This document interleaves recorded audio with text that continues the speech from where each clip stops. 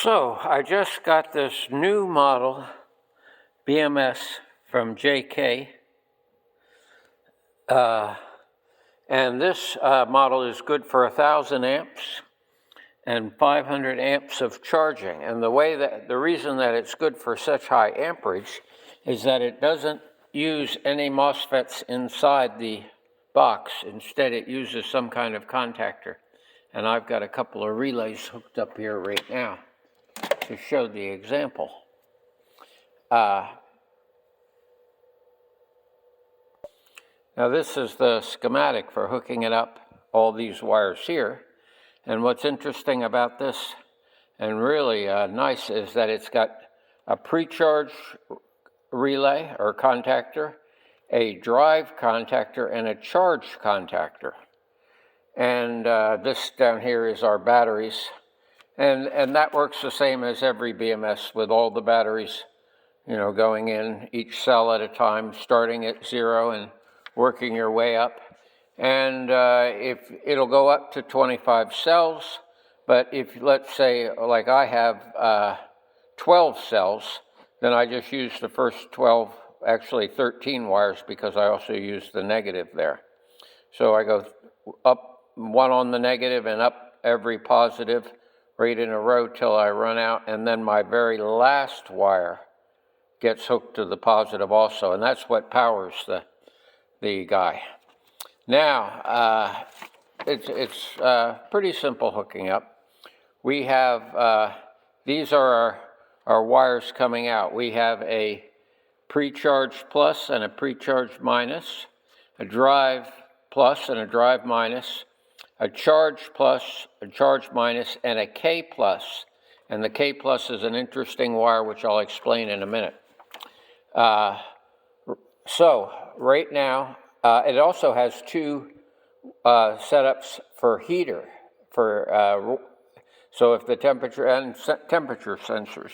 So we got our temperature probes there, and we have two, and I believe one is a relay for charging and one is a relay for driving. So if it's cold while you're charging or cold while you're driving, you can heat your batteries with those two wires. So I'm going to look over here. We also we got a negative ground and we have an accessory ground. And both those go to the ground, which I have right here. And you see they're nicely labeled: accessory ground, ground, and ground. Now I'm not exactly sure what all these grounds are about, but I have them all on, which maybe we'll find out why we have all the grounds. It works. You do have to have the accessory ground and the other ground on for it to work. It's got a real nice display, and the display, you can see the individual cell voltages. You can see any alarms. We have no alarms. And you can see the status. Now, here is a ingenious way that they have the charge relay hooked up. If you notice right now, well, that's funny, the charge relay, oh yeah, the charge relay is on now, and it will remain on until I get until the batteries are all the way charged. And then the charge relay will cut off. And this is the charge relay right now. And if you see right there on the wires, charge plus and charge minus. Now, the interesting thing with this is that once it does cut off, let's say you've charged it all the way up, to get it to come back on, you have to plug the charger in. And that's what this wire is right here, this K1. He needs to see, he's on the side of the contactor that goes to the charger. So when he sees a voltage that's higher than your battery pack, he will turn on that charge contactor. And that will stay on until the batteries are all the way charged up. Now we have this key switch here. And when we turn the key switch on, the first thing we'll notice is that the pre-charge relay comes on. And that's the pre-charge relay. And after a certain amount of time, the drive relay comes on. So that is a really nice feature. If you've got an electric car of some sort, being able to pre-charge the controller will save your capacitors in your controller. So those are, and we can go up to 25 cells, and we have a shunt for measuring our current. So, and I've got a little charger up here. I'm going to turn him on and we'll see. We're charging at 1.4 amps. And when the batteries do get all the way charged up, which we can go in the menu and set for whatever we want in our telephone, and I can't show you that because I'm taking this video on the phone.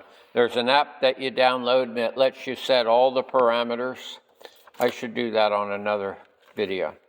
So again, here is our accessory plus, and that will be a key. Now it's not a 12 volt key. It would either be a relay that runs off your 12 volt system. And I had a friend of mine that speculated that you might be able to hook this accessory ground or to the chassis and run this with a 12 volt battery from your car, but I don't know if that's the case.